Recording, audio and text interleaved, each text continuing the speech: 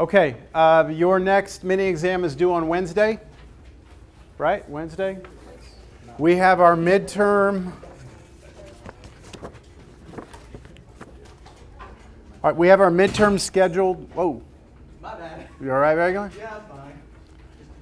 I said midterm and you freaked out. We have our midterm a week from today, right? A week from today.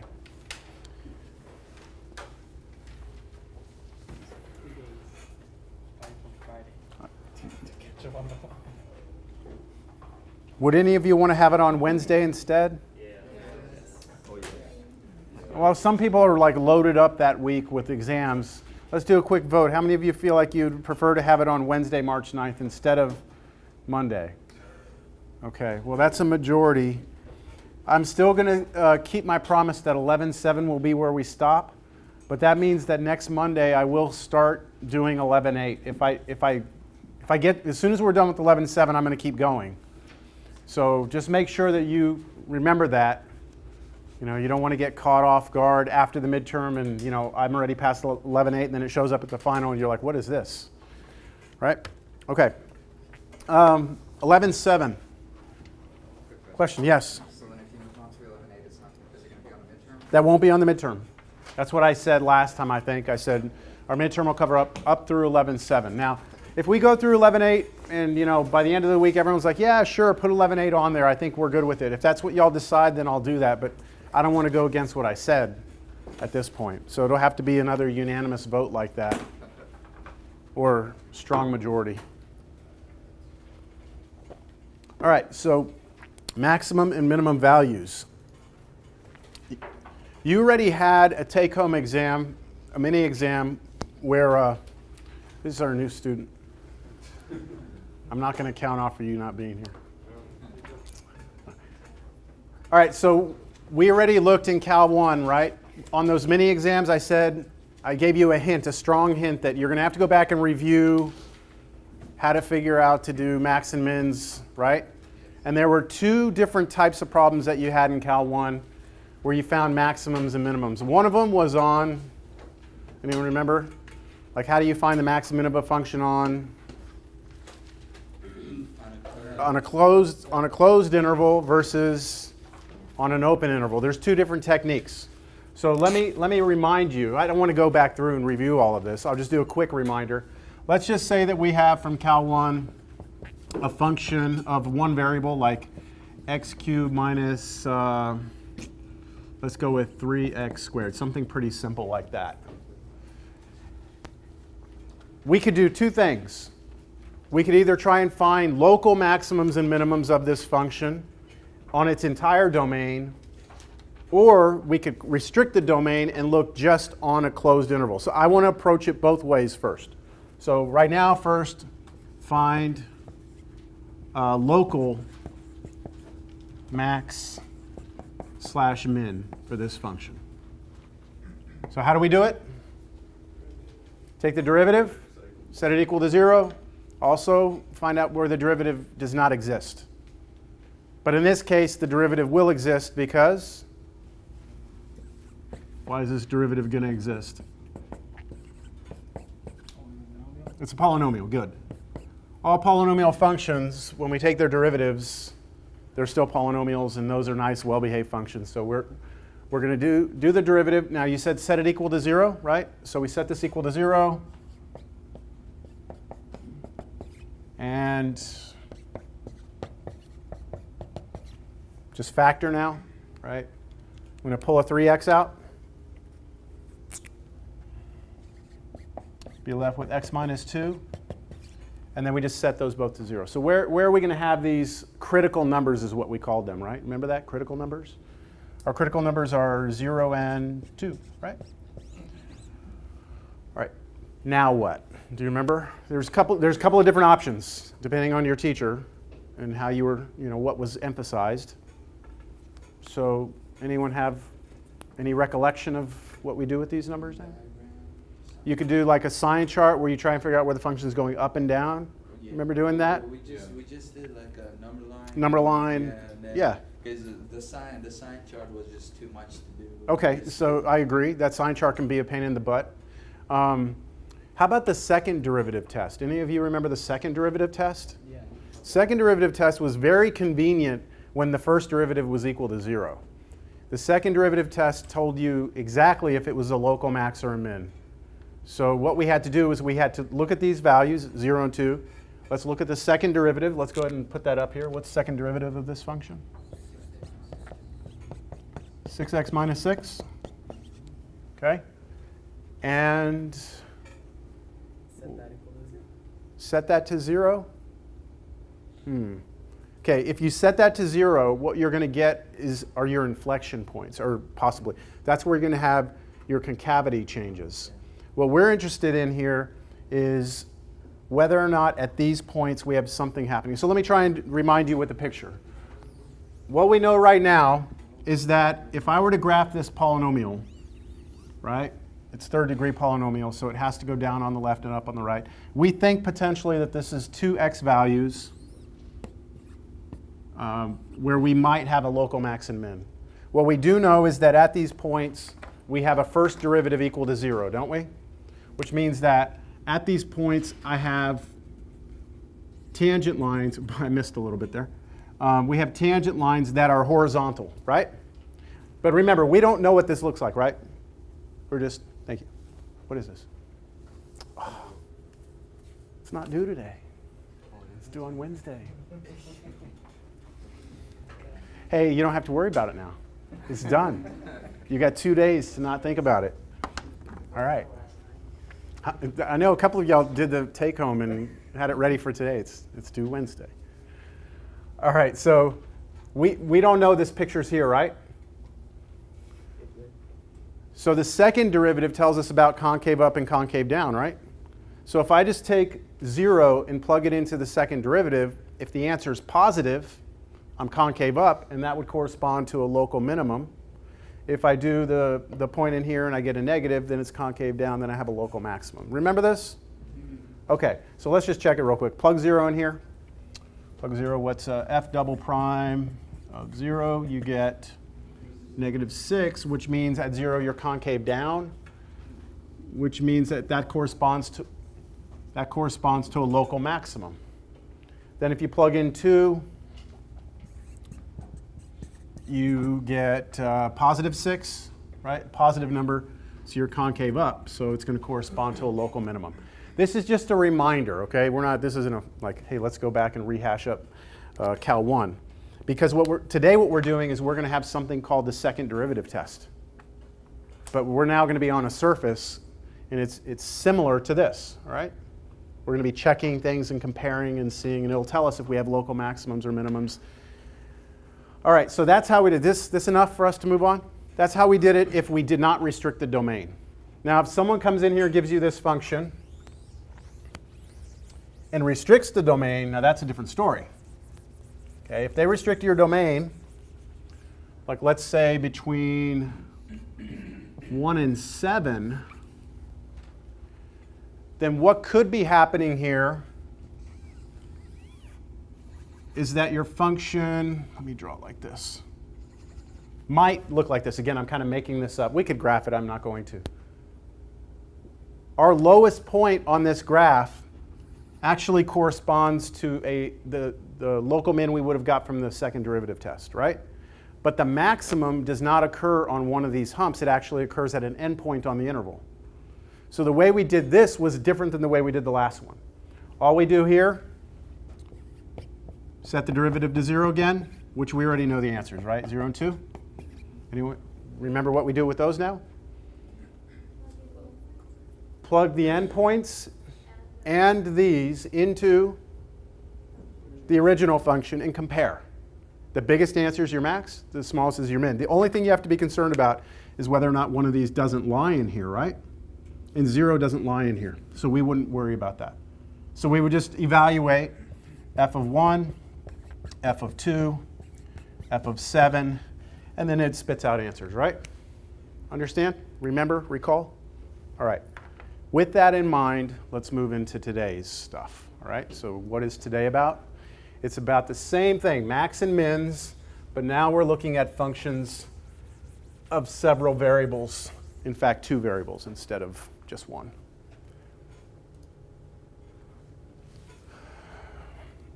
All right, so this is a surface that I've gone ahead and graphed for you just because it has some important characteristics.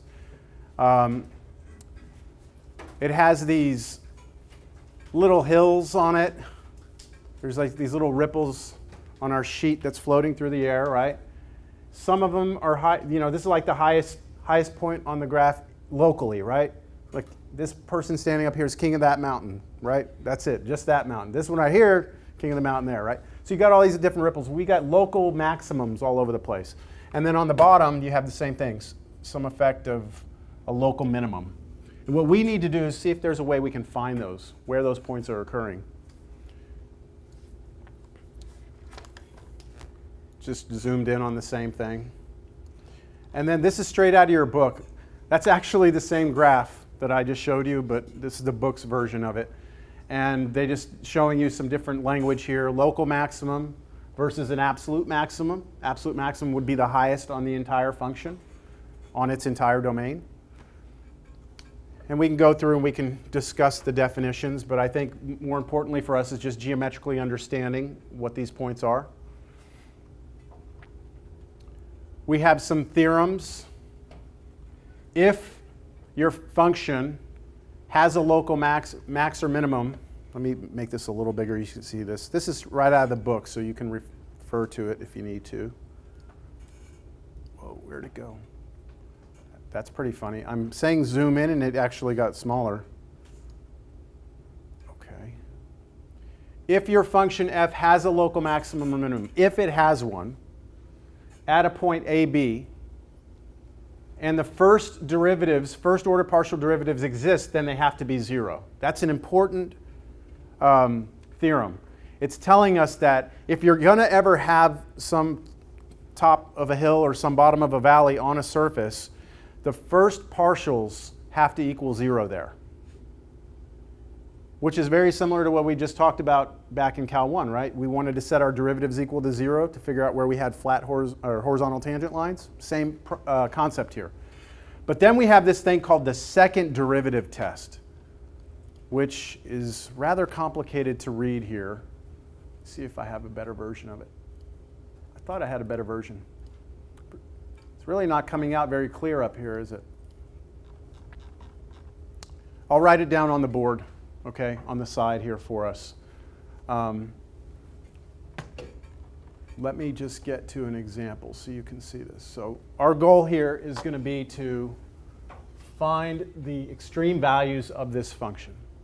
All right, so the layout is this. We know that if this has a local maximum or a local minimum, if it does, it has to occur where the first partials are 0. That's what the theorem said.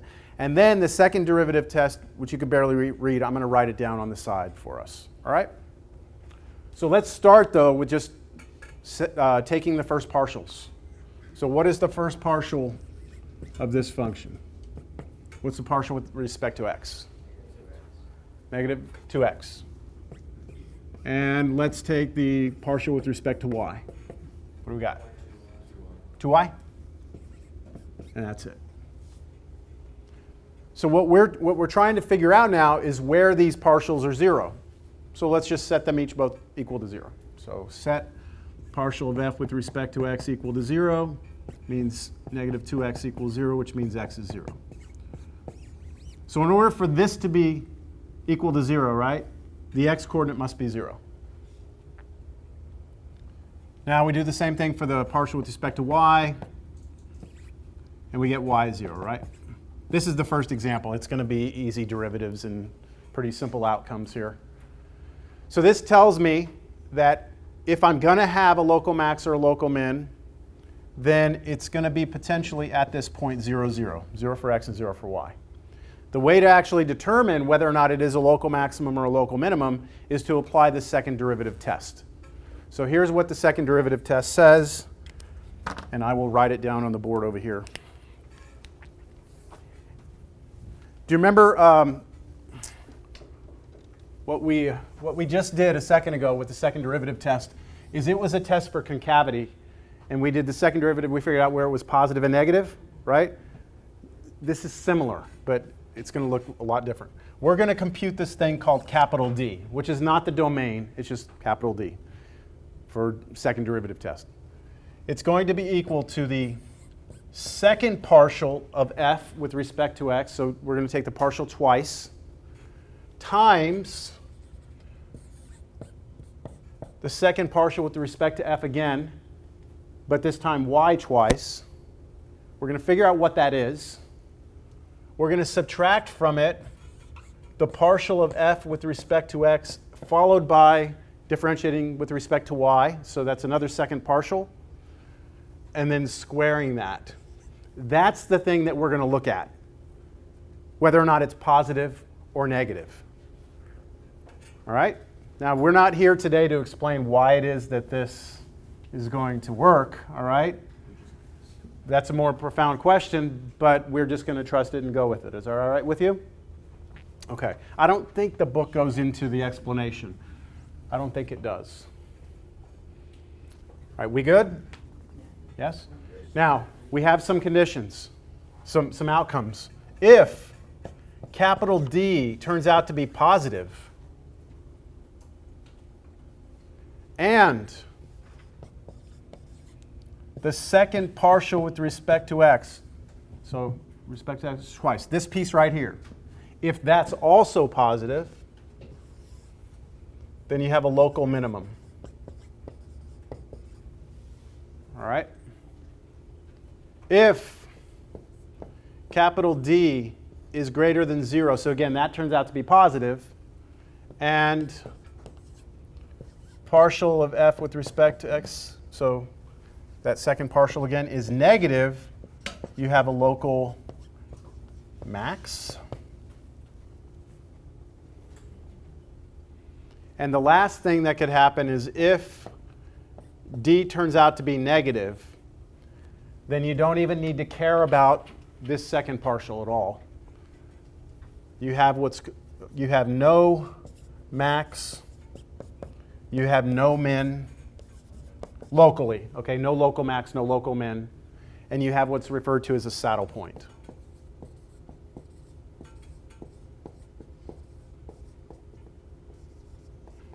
All right? Now, on this picture that you can see here,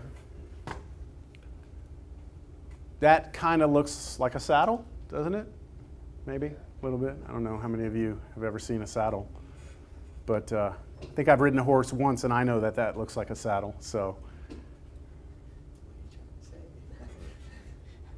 everyone should think that looks like a saddle. That's what I'm trying to say. All right, so I'm wondering if we'll get a saddle point. We'll see. Right now, here's what we know. Something interesting is potentially happening at 0, 0, right? That's what I know. So now what I'm going to do is I'm going to compute what D is. So in order to compute D, we need all these second partials, don't we? Let's go ahead and go get second partials. Let's just get all the partials taken care of now. Just remember 0, 0 right now. 0, 0 is this critical point for us. I'm going to say CP for critical point. So let's get the second partial here with respect to x, which would be -2, right? And then the second partial here with respect to y, 2. And then we also need partial with respect to x followed by y, which would be 0. Because I'm doing the partial of that with respect to y, so 0. So notice that now I can go over and compute what D is, right? What's D? Well, D is equal to the partial, the second partial, which for us was -2, right? And then followed by what? 2, and then minus 0 squared, and what is that? -4? -4. And so we should have a saddle point, right? The question is, where do we have a saddle point? At the origin, right? See, this was the point that was actually interesting to us, right? It turned out that when we calculated D, we actually didn't even need to refer back to this, did we? This capital D told us, look, if you have any points of interest that you're looking at, they're all saddle points because D is always negative. In the next example that we're going to do, you're going to see that these partials, these second partials, are not going to be constants. They're going to depend on x and y, and so the point that we're looking at will matter. This is the first example. It's the most simple example. So we good? Saddle point? So I'm going to summarize now. We have a saddle point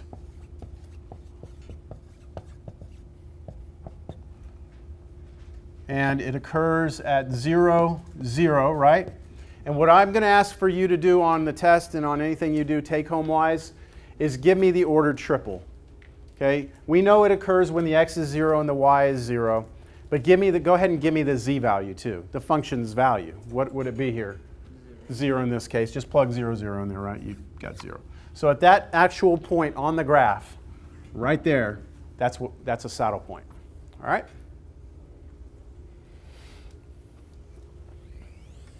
No questions?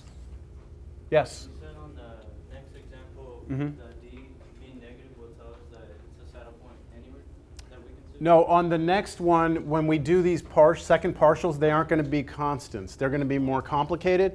And so that critical point that we found will actually matter. See, here we said D is always negative, right? And so that means any critical points I had would guarantee to be saddle points.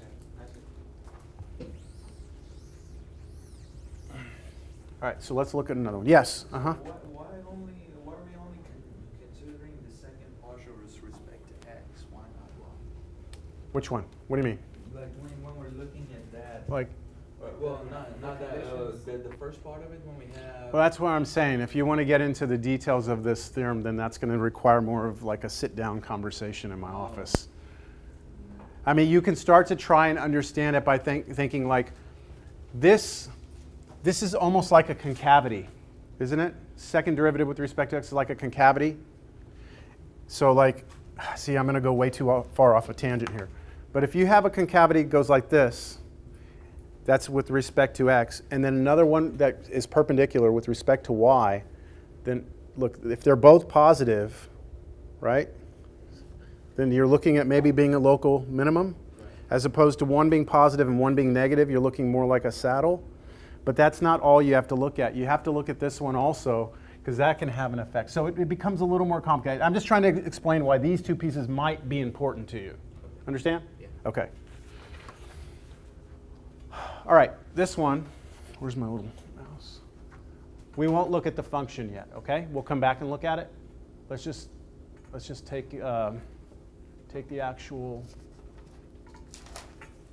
function up there, and we'll look at its graph in a minute. Find the local maximum minimum values and saddle points or saddle point or points. So we've got this function of two variables. You have kind of different approaches that you can take on this. You can just say, hey, look, I'm going to first figure out where the partials are equal to 0. Get all my critical numbers first, critical points. Then I'm going to go compute D. Or you can say to yourself, look, I'm going to need all these partials, right? Let me just go get them all now, and I'll sort them out later. It's really up to you. When I did the video of me doing the homework problems for this section, which are not posted, by the way, yet, I did it both ways. I just kind of mixed it up. So what I'll do first, I think I'm going to get all the partials out of the way. Is that all right with you? Because these look like they're going to be pretty easy partials. What is, do I need to make that a little bigger?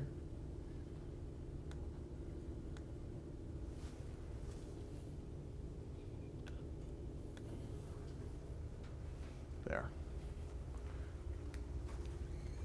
It's the partial of f with respect to x.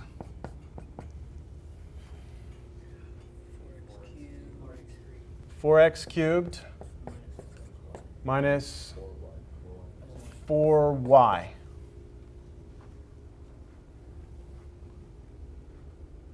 Do we have agreement? Okay. We're going to need the partial again of that with respect to x, aren't we? So what's the partial with respect to x again? 12x, right? Squared? I'm going to need the partial with respect to y, which is 4y cubed, good, minus 4x. I'm going to need the partial of that with respect to y again. 12y squared. And there's one more partial I'm going to need if I'm going to do all this, which is the partial with respect to x followed by the partial with respect to y. So just this one up here, take the partial of that with respect to y, which would be negative 4. So fxy negative 4. Is that all right if I say it like that? fxy? Everyone understands what I mean? All right, so that's all the information I'm going to need. And now let's get to the computations here. I'm going to first find the critical points. All right, so I'm going to do what to find the critical points? Set the partials equal to 0, right? Okay. Go ahead. A little more complicated than the last one.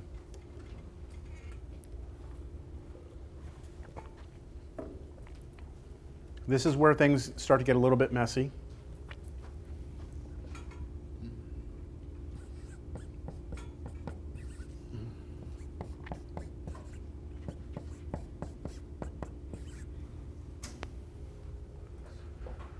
When you look at that first partial set to 0, you have one equation and two unknowns, right? So you're not going to be able to solve that, get an exact value for x and y. There's an infinite number of solutions to that.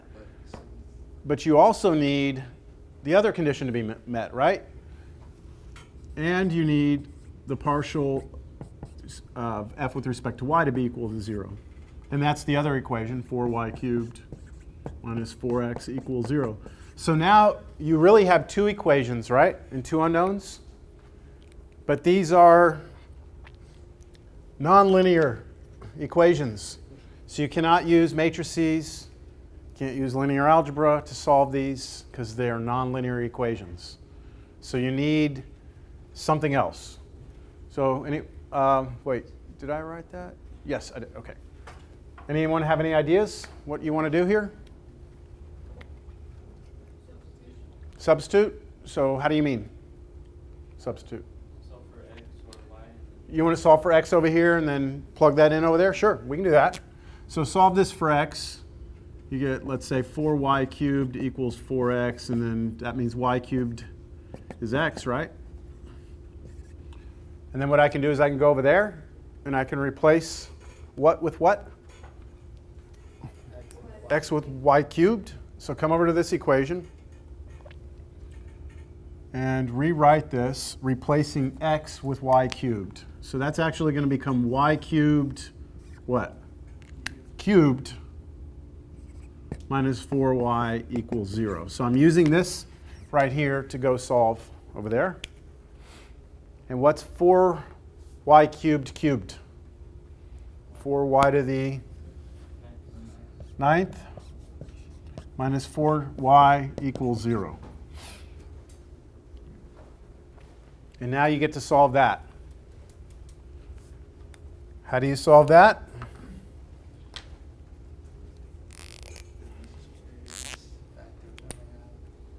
Factor? GCF? They have a greatest common factor? Do they? What's the greatest common factor here? 4y, right? Pull a 4y out. You're left with y to the 8th minus 1 equals 0. Set each of those equal to 0. I'm running out of room over here, so I'm just going to do it over here. 4y, set that to 0. And y cubed, y to the 8th, not cubed. I wish it was cubed. Y to the 8th minus 1 equals 0. So y is 0 is one answer. And the other one, how are you going to get this one? You could do difference of squares. I like that. What else could we do? Just move the one. Just move the 1 over and then take what? The 8th root on both sides? You could do that. Take the 8th root of 1. But since you're taking an even root, you have to do plus or minus. If you do the square root, 4th root, 6th root, 8th root, right? You always have to do plus or minus. So you're actually going to get plus or minus 1. So we have 3 values of y that would satisfy these equations, right? Now I need to go figure out what x is. So what would x be? Well, it would depend on y, wouldn't it? So let me put this down here. Let's see. If let's take y to be 0. If y is 0, then go back to this equation right here. What's x? 0. So 0, 0 would be one of my critical points, right? Now let's look at another condition. What if y was 1? Then x would be 1 cubed is 1. So we get 1, 1. And finally, if y was negative 1, x would be negative 1.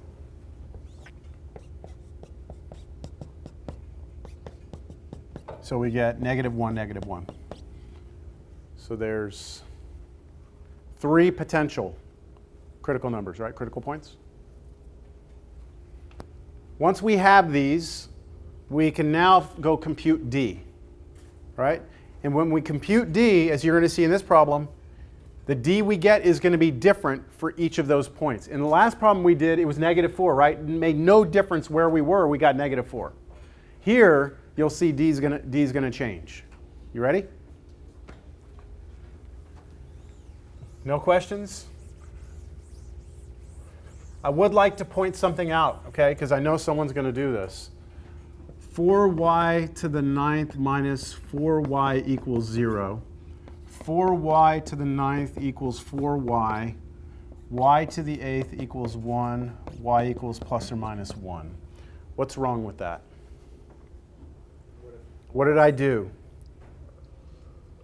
Divided both sides by both. From here to here, I divided both sides by 4y. And I accidentally eliminated one of my potential answers. Right?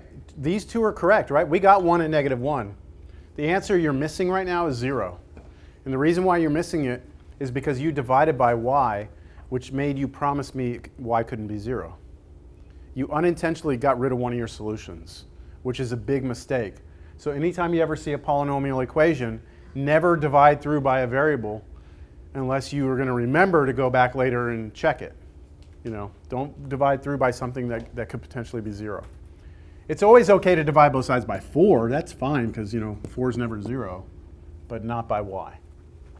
Okay, so please don't do that in this section or in especially 11.8. When we get to the next section, this is one of the big mistakes I see, and I don't show any compassion for that sort of mistake. All right, that's a college algebra thing. All right, so here we go. We're going to compute d. Let's just see if we can find a formula for d. d should be equal to this right here times this right here minus that squared. So it's 12x squared times 12y squared minus negative 4 squared. That's what we have, yes? So you can see that d actually depends on x and y, right? It has x's and y's in here now. So what I'm going to do is first look at my first critical number, which is 0, 0. So is it all right if I write this d of 0, 0? Does that make sense to you that what I'm doing is calculating d at this point? D of 0, 0 would be what? Negative 16? Negative 16. What does that tell me? I have a saddle point. I have a saddle at, what's the point? 0, 0, and I want the triple, so plug 0, 0 into this. 1? That was easy, right? 0, 0, 1? Guaranteed that's a saddle point. It's neither a maximum nor a minimum. Now we're going to do d of, let's say, 1, 1. This would be, what, 12, 12, so 144 minus 16 again. This is bigger than 0. Do you agree? Okay, when it's bigger than 0, right, you then have to go and check something secondary. You have to check that fxx and see if it's positive or negative. Okay, when it's negative, it's saddle point, you're done. But if d is positive, there's 2 possibilities now. So all you have to do is come back to this piece right here and just do a visual real quick. Right, that's fxx. That fxx is equal to 12 is also positive. So we should have what here? Local min? Just going to check something real quick.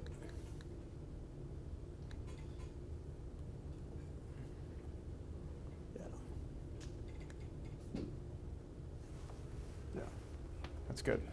So we have local min at the point 1, 1. You already did it? Is negative 1?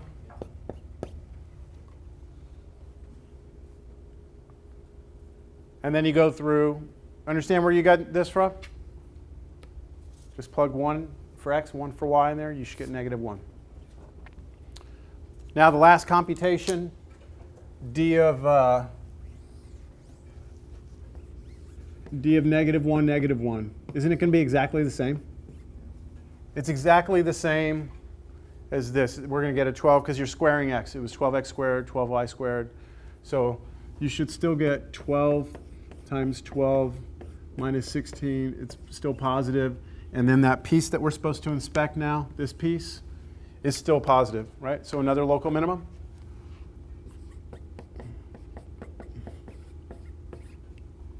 So local min.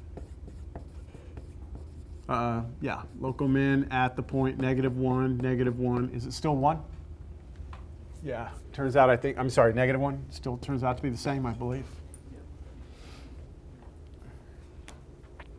Any questions? Sure?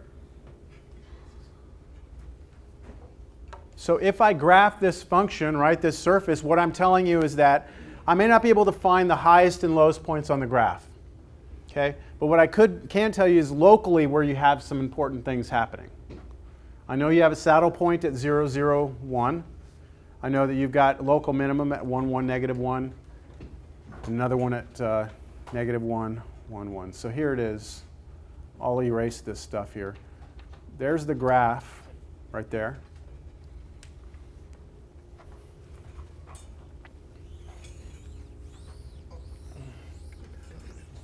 Now, it does not stop right here, okay, along that. It just keeps going up, but I mean, the graph had to cut it off somewhere, right? So there it is.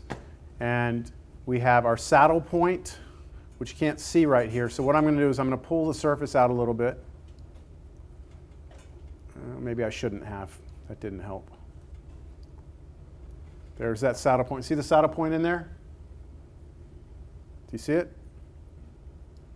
And then we have our local minimums. Okay.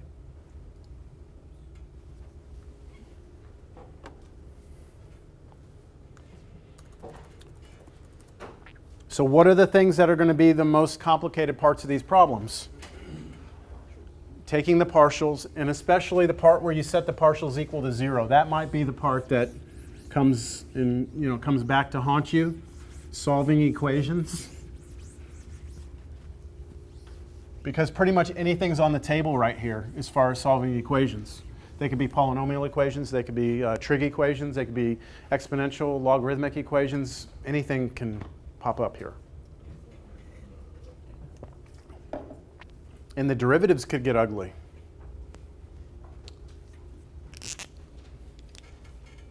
Why don't I give you about 5, 10 minutes to see how much of this you can get through in 5 or 10 minutes. At least try and knock the partials out. Get all your partials listed out. Then go try to set those partials equal to 0. See if you have any luck. That sound good? Can everyone see it?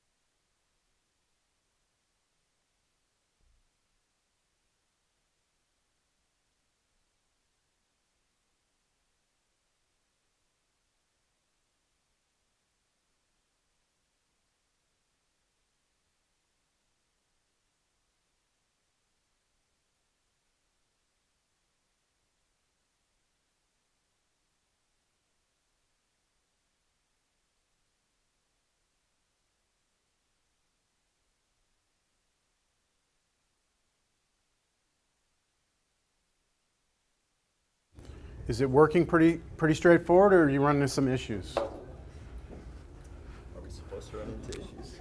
I don't know. I haven't worked it, so I'll work it over here while you're doing that.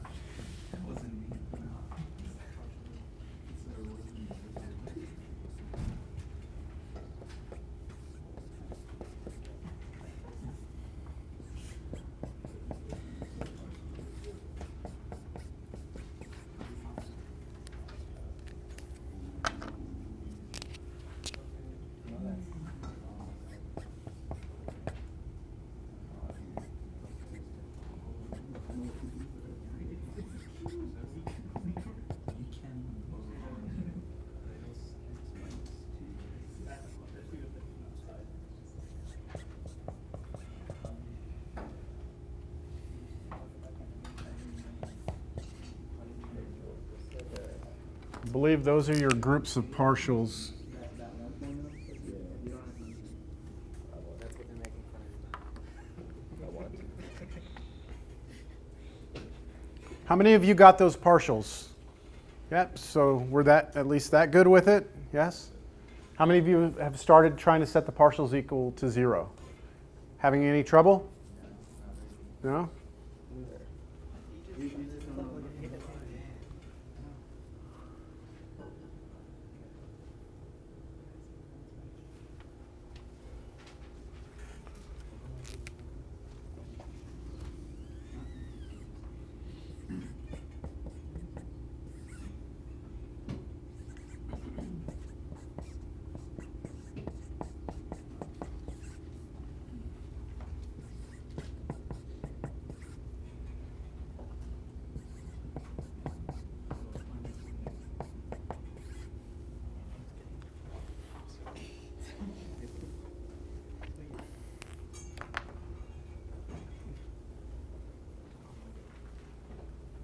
For someone who started working these set equal to 0, want to tell me how they went about it?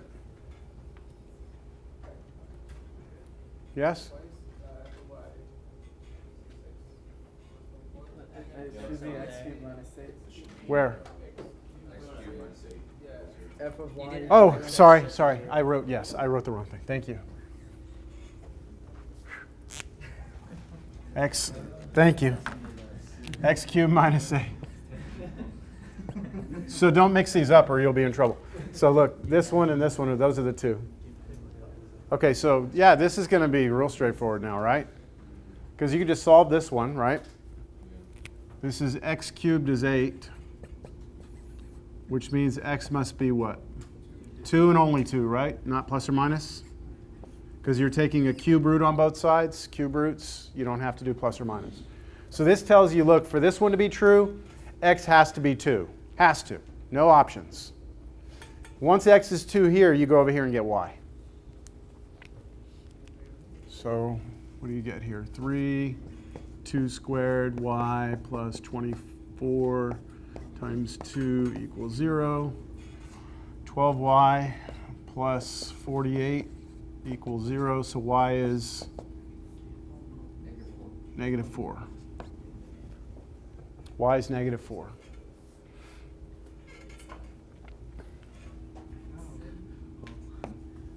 So there's only one critical number, right?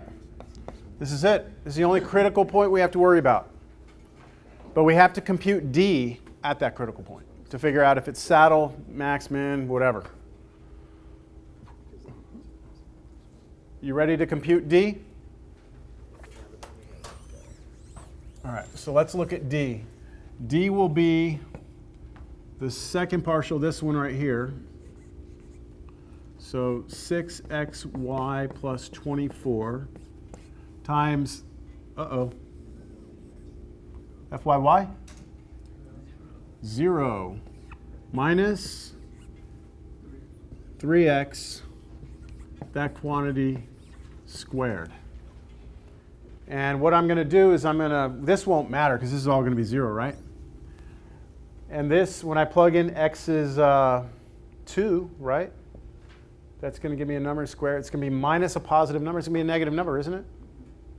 So that's less than 0. So what do we have? Saddle point. We have a saddle point. It is the point 2, -4, and then whatever you get when you plug 2 and -4 into this, right? Anybody do that yet or no? It's all right if you haven't. I have it down here. 48. Should be 48. And that's it. You do not have any local maximums or minimums. Good or no?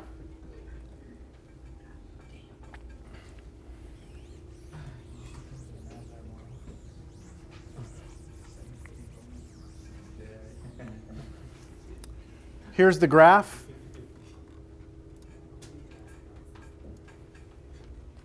Weird looking graph, huh? It's kind of cool looking. If you looked at this graph, you might think that maybe you don't have a saddle point, or maybe you have more than one, or I don't know what you would think, but you can't argue with the mathematics. There's a saddle point right there. We're not gonna, it's not open for debate. Okay, there it is. Can there be 2 saddle points? Of course, yes. You can have more than one. You can have more than one local max, more than one local min. Makes sense. Here's a pimple function, right? There you go. So let's see if we can do this one. I'm waiting for an interesting problem to come up here. Surely it has to be more complicated at some point. No?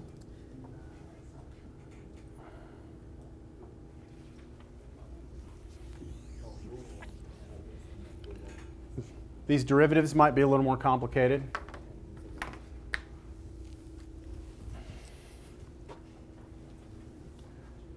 Because of time and because you have homework that you can do to practice, I'm going to go through these. What's the partial of f with respect to x? It's the whole thing times -2x. So derivative of e to anything is itself, but then derivative of what's up here with respect to x is -2x. So I'm going to write -2x e to the 4y minus x squared minus y squared. Questions on the partial with respect to x? Now, again. Uh-oh. Now things can get more complicated, right? Now you have to do the product rule, because you actually do have a product, right? Right here, you have a function of x and another function of x, and you're multiplying them, so you have to do a product rule. What is the derivative of this with respect to x?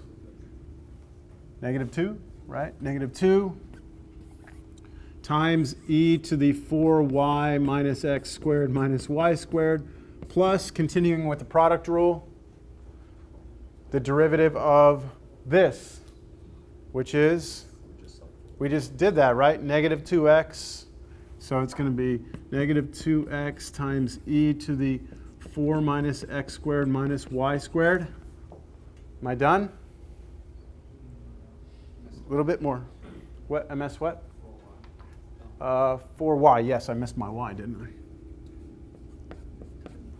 Times -2x. So you have to finish the product rule off, right? You got to remember where we were there.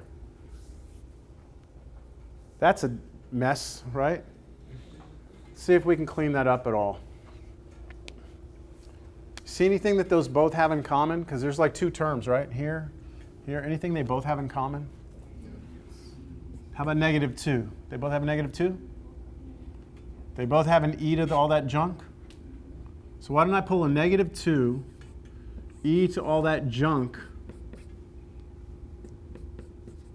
out? When I pull that out, what am I left with?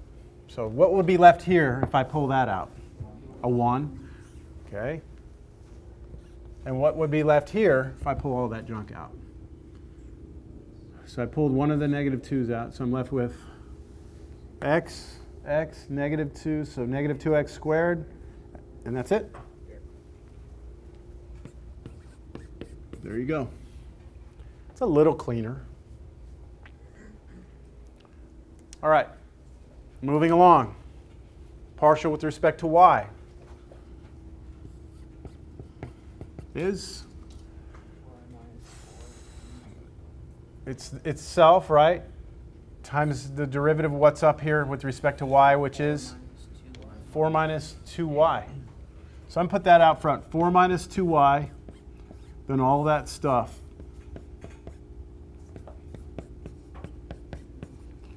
That's your first partial with respect to y. And then again, take the derivative. Am I going to have to worry about product rule? Yep. I'm going to have to do product rule again. So the partial with respect to y again is derivative of this with respect to y, which is negative 2. And then all that junk, right? E to that junk. Plus, now the derivative of this, which is, we did that a second ago. It was 4 minus 2y, e to all that junk again. See how this is getting a little more complicated? Am I done? Times 4 minus 2y again, which was the stuff out front. Can you clean that up? Yeah? What would you like to pull out of that one?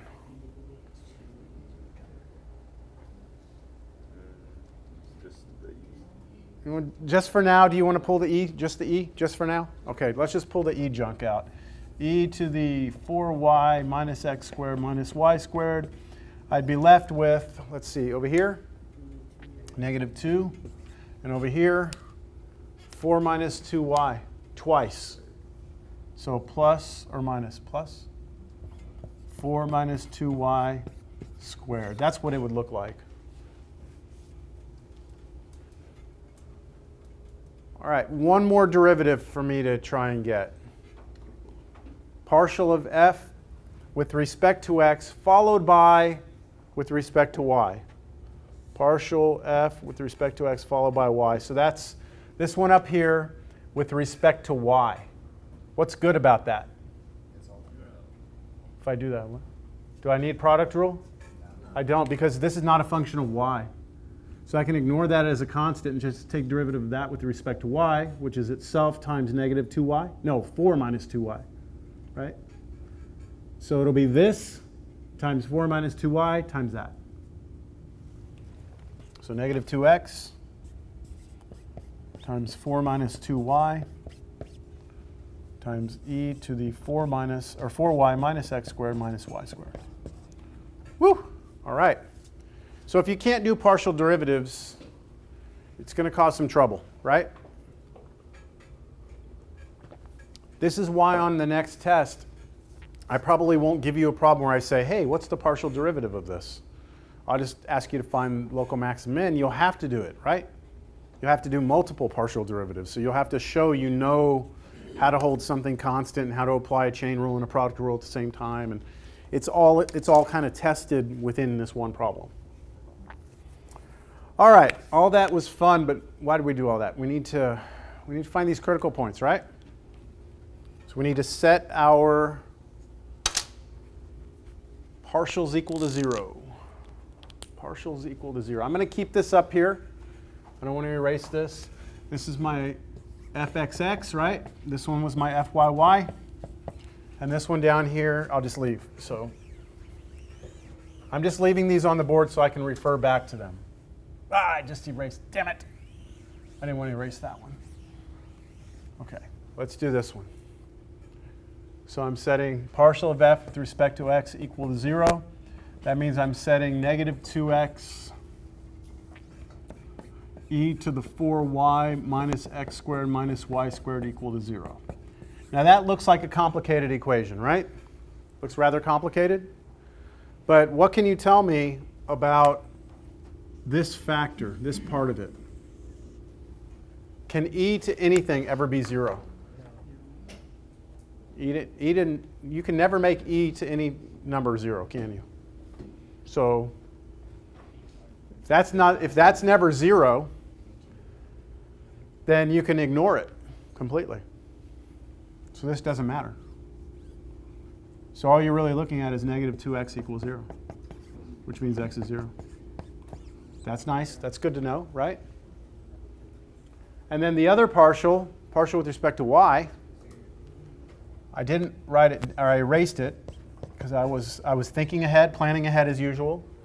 Let me see. It was negative 2y e to the 4y minus x squared minus y squared. That was it, right? No, 4 minus 2y. That's what I meant to say. See, you didn't see the parentheses there. It's right there. That was our first partial, right? We set this one equal to 0. Again, same thing. That e part, this whole factor, can never be 0. So ignore it. 4 minus 2y equals 0 means y is 2. So I only have one critical number. It's 0, 2. Y'all with me? 0, 2. I'm going to erase everything I just had there because I'm going to keep all this stuff up here because I'm about to compute d at that point 0, 0, 2. So my critical point is the point 0, 2. And now I'm going to get d. Now, let's do d at 0, 2 right now. Let's see if y'all can keep up with this. D at 0, 2, because I don't want to write out d. Because if I write out d, aren't I going to have to write? I'm going to have to write this times this minus this squared, right? I don't feel like doing that. Instead, what I'm going to do is I'm going to plug in 0 and 2 into each of these. So first I plug 0 into 2 into this, right? 0 for x, 2 for y. Let's see what happens. 0 for x, this is just going to be what? A 1. Okay, that's a 1. Y is what, 2? So that's 8 minus 0 minus 4. So e to the 4. Negative 2 times e to the 4 times 1. So negative 2 e to the 4th. Anybody have a question on how I got that? Now I need to plug 0, 2 into this. E to, we already did that. Didn't that come out to be e to the 4? E to the 4th. Let's see. Y is 2. Hey, check it out. 2 times 2 is 4. 4 minus 4 is 0. 0 squared, 0. And voila, I've got another negative 2. Negative 2 times e to the 4th again. Yeah? They won't always be the same. Minus, now I plug in 0, 2 into this. And what happens? It zeroes out. Because of this negative 2x, that x is 0. Everything else doesn't matter. You just get 0. And what is this telling you? E to the 4th is positive times negative 2. So this is a negative number. This is a negative number. 2 negatives multiplied to be positive. This is greater than 0. Since it's greater than 0, what do you now need to check? This one. And it was negative, right? So we have a d greater than 0 and a negative. So we have a local max. We have a local max. Understand? Local max. It happens at 0, 2, and then you have to plug 0, 2 into the original function, e to the 4th.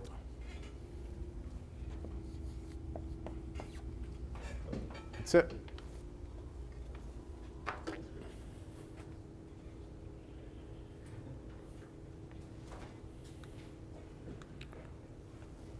King of the mountain.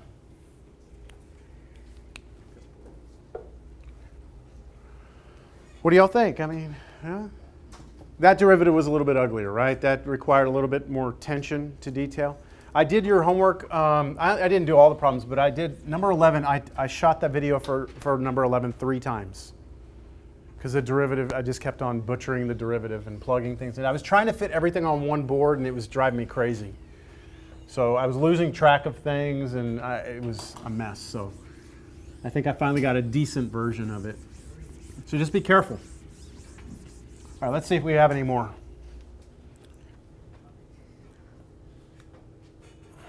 Ooh, that one looks interesting.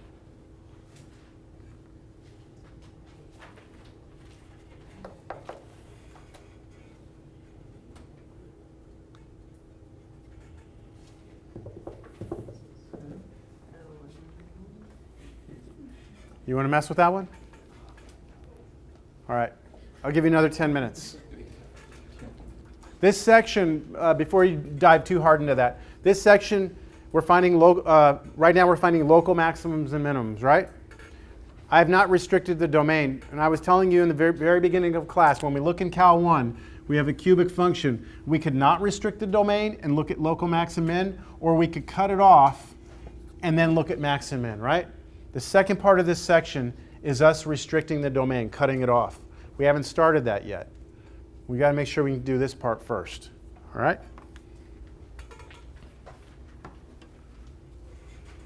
I think this is going to be a good exercise for you.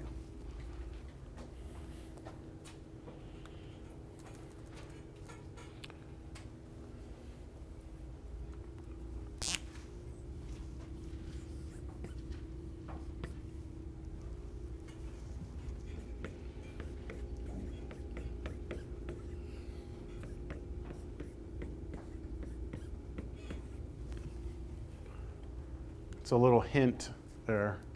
I rewrote the function in a way that might make it easier to take derivatives.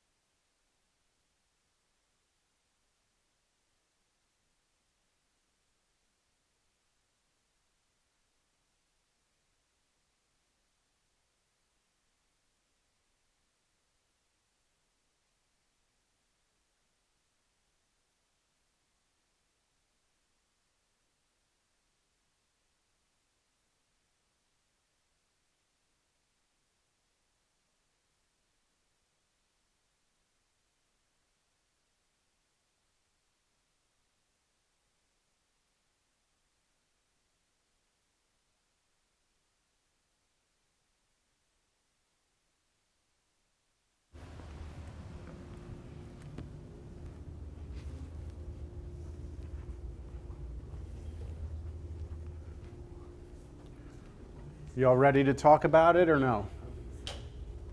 They ready to talk about it? Anybody think they got the critical points? Yeah, maybe.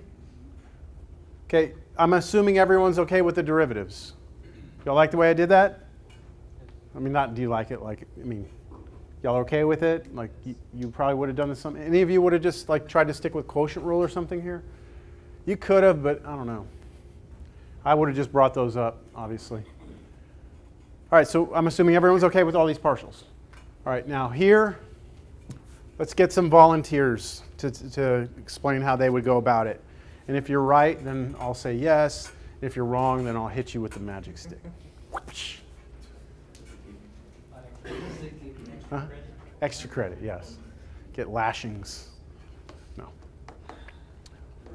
See, this is what it comes down to now. Now we're solving equations, and we've solved equations before, but I mean, now we've got two variables in there, so we just have to be careful. I just want to make sure you don't do anything incorrectly. So, any ideas? No one wants to get lashed? Solve one for y or x. Solve this for x, or I'm sorry, for this for y, so bring that over. And then do what? Take that and plug that in for that y? Yeah. You could do that. You could also solve this for x and plug that in. The reason why I'm not leaning that way is because that's going to get like very complex fractions involved. So I'm not leaning that way, but I agree you could. So that is okay.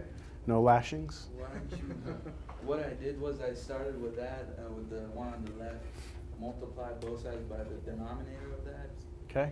and then took the 2 out, Okay, so you cleared fractions. cleared that. Okay. This is almost okay. Almost okay. You multiply both sides by x cubed y squared. What if x is 0? What if y is 0? Too bad, I guess. I don't. So remember a second ago? Remember a second That ago? was division. Since we're not doing that, I mean, even if we get the common denominator right here, Mm-hmm. so you know. That's all I want you to do. Do a common denominator Well, that's instead. what I was saying. Yes. So, yeah. Okay. But let's not multiply both sides by the LCD. Let's just get a common denominator. Right. So over here, and this is the way I think I'm going to go because I will avoid some of the complexities I might get if I do it the other way. So I'm going to just look at this two fractions. I'm going to get a common denominator, so I'm going to multiply this bottom by x cubed y squared, x cubed y squared. Right? I can do that. And on the top, what would I get here?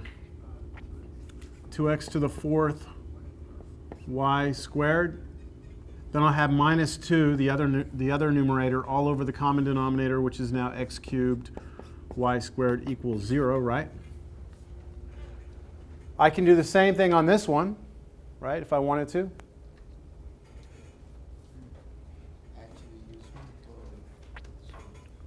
So what would happen if I get a common denominator here? I'd have 2 x squared y to the fourth minus 2 over x squared y cubed equals 0. Do y'all agree with that? I just did this one mentally. I just multiplied top and bottom by x squared y cubed. Slapped them together. Now, the only time that a fraction can ever be 0 is when? When the top is 0. Okay, don't ever forget that. The only time a fraction can ever be 0 is when the numerator is 0. So I can go ahead and look right now, when is this 0? So 2x to the fourth y squared minus 2 equals 0. And this one over here says 2x squared y to the fourth minus 2 equals 0, right? Now if I try and solve for x here, I could, right? I could solve for x here and then plug it back in over there. Or I could solve for x or y here and plug it in over here. So I'm still at that stage where I could do that. But I'm going to try something even a little more, risky. I don't know if it's risky. Just they're both equal to 0, right? So they're equal to each other, aren't they? If this has to be 0 and this has to be 0, then they have to be equal to each other. So why don't I just set them equal to each other? If I set this equal to this,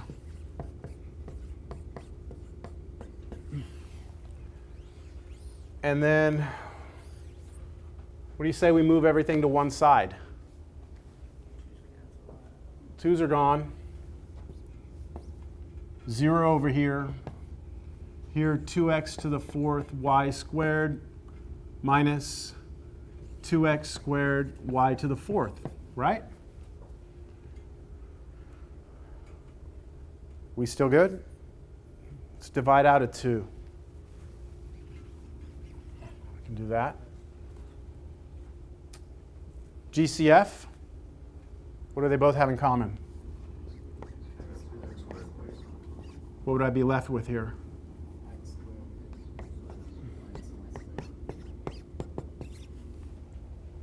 Difference of squares?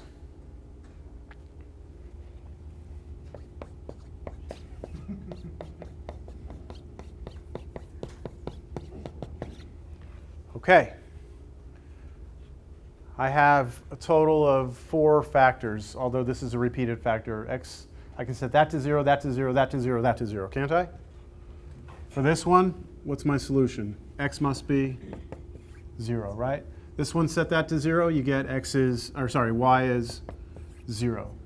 Set this to 0, you get x plus y is 0, so x must be negative y.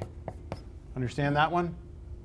Set this one equal to 0, x minus y must be 0, add y to both sides, x must be y.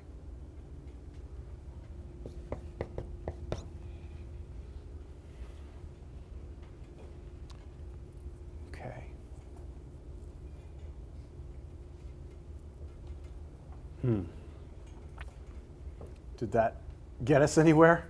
All right, I erased the partials, but they're right up there, aren't they? They're right up there. Let's look at this first one here. If x is 0,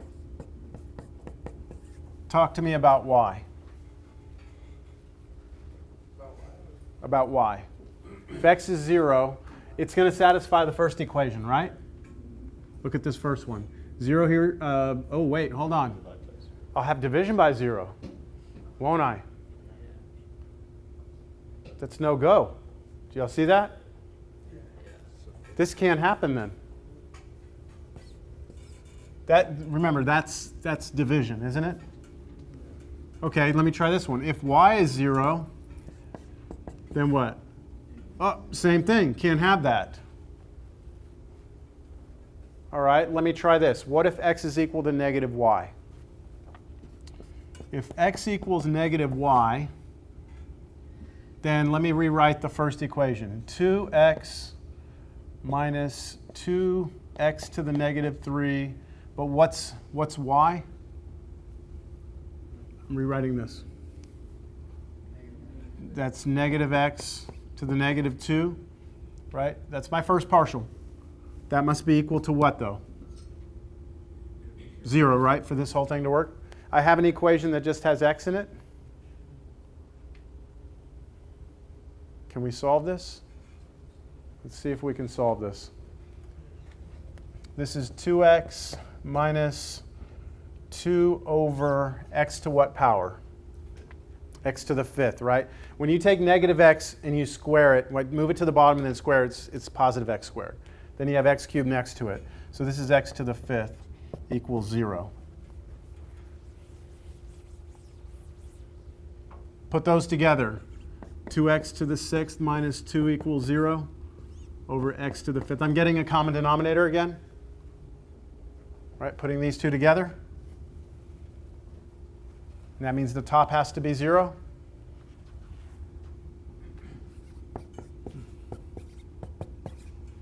And then x to the 6th must equal 1, right? So this is not the only way you could get this answer. I don't know. I mean, there could be other opportunities to get to the same thing. You should get x is plus or minus 1, though. Yes? Don't we plug it in the second part? It should satisfy the second one also. Yes. We don't need to. See, all we needed to do is use the condition, right? We said x had to be negative y, right? If x is negative y, then can we nail down what x is? Can we nail down what y is? We said if x is equal to negative y, then the conclusion is that x has to be 1 or negative 1. So let's say x is 1. What's y? The opposite, right? What if x is 1, a negative 1? Then y must be the opposite. Understand? Okay, that's if x was negative y. We also had one more thing, right? What if x was y? So let's do that one. What if x is y? Does it change any of this? If x is equal to positive y, does this change? No, because of the squaring. Nothing changes at all. So we get the same thing with the exception of what? When x is 1, y is 1. And when x is negative 1, y is negative 1. See, because now they match each other. They're not opposites. So I have 4 critical numbers. Do y'all see these? This one is not as trivial as the other one. Now, there could have been another way to get these answers algebraically. I just took you down a certain road just to show you like the types of things that are fair game. I mean, this is all fair algebra here. All right, so there they are. So what do we have to do for each of these? Compute D, right? Compute D. Let's compute D. So let's write down what D is. I think I'll write down D. It's fxx, it's this one. So it's 2 plus 6 over x to the 4th y squared times fyy, which is this one. 2 plus 6 over x squared y to the 4th minus fxy, which is this one. 4 over x cubed y cubed, but then squared.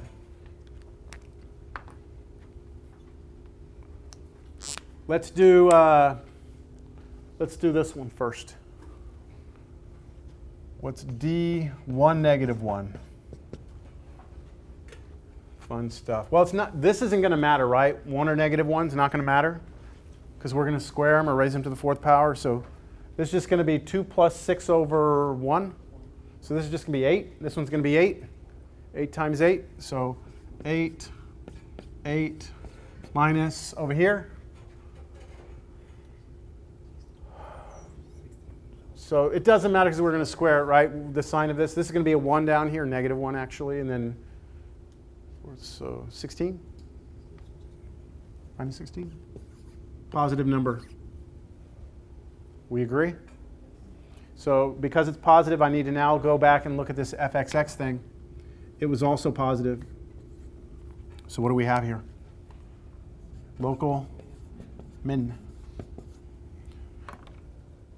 The way you can remember if it's a min or a max, you just have to remember back from Cal 2, concave up, positive on the second derivative meant concave up, meant local min. Same thing applies for this. Once you get to the D being positive, this part is either up or down, so min or max, depending on that. And I have a min where? 1, negative 1, and then something, right? You have to plug that into the function?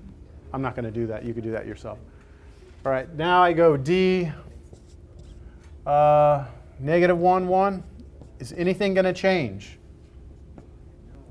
Nothing is going to change, right? Nothing at all? Another local min? 8 minus 16, greater than 0. This is greater than 0. Local min. In fact, are any of them going to change? They're all going to give you the same result, right? The z coordinate might be different, right? But we're going to have 4 local minimums. Right? 4 local minimums. They're all going to be the same? I said they might be, but they aren't? They're all 0? Well, we're just switching the x and the y's, that's all we're doing. Yeah, so they're all the same. All right, do I need to do the other 2? Yes. Okay. So that's it, right? Let's take a look at the picture.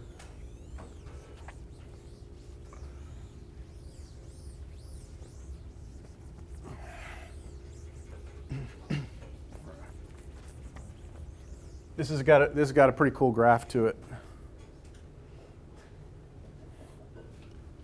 I don't know why, but this graph, notice along the x-axis, if you look at it from the side like this, there's like this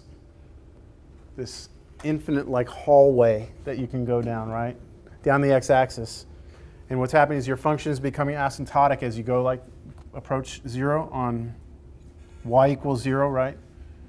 Goes like that. And that's because in the original function, you had that division, that 1 over x squared y squared thing. You cannot ever let x be 0 or y be 0. So the entire x-axis and y-axis are off limits. And so you get that shape.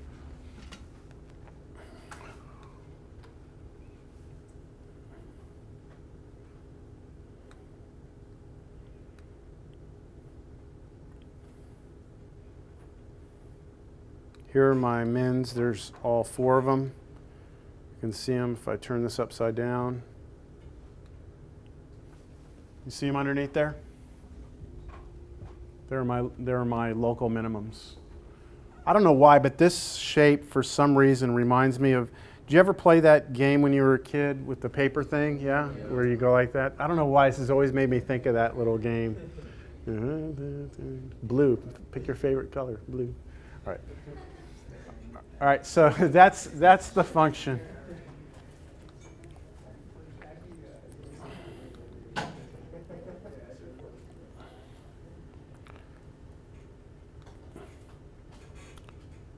Let me see what else we got here.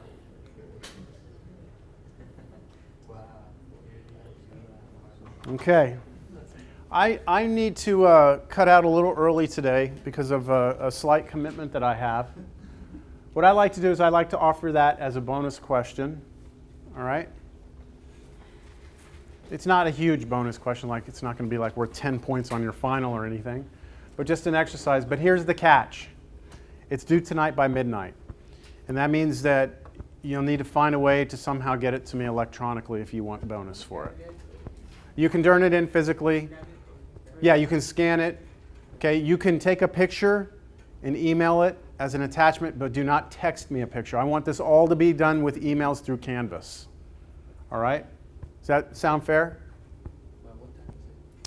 Say midnight. It's 11:59 p.m. tonight. All right? So the good news is that if you just look here, you should have what appears to be 2 local maxes and 2 local minimums. But there's something very profoundly complicated in this problem that I'm not quite sure if everyone's going to catch it. Now, I'm not necessarily going to count off if you don't catch it. But if you're able to catch there's some significant issues that come up here. If you're able to kind of deal with it and reason through it and somehow in your work show me that you dealt with the situation somehow, then that might increase the amount of bonus you have. But if you kind of accidentally skip over it and don't see it, then it's not going to kill you. You'll be able to still get the local maxes and mins, but you're either going to see it or you're not. All right? Okay? There you go. Have fun. Have a good rest of your day. When we come back next time, we'll pick up the second half of 11:7.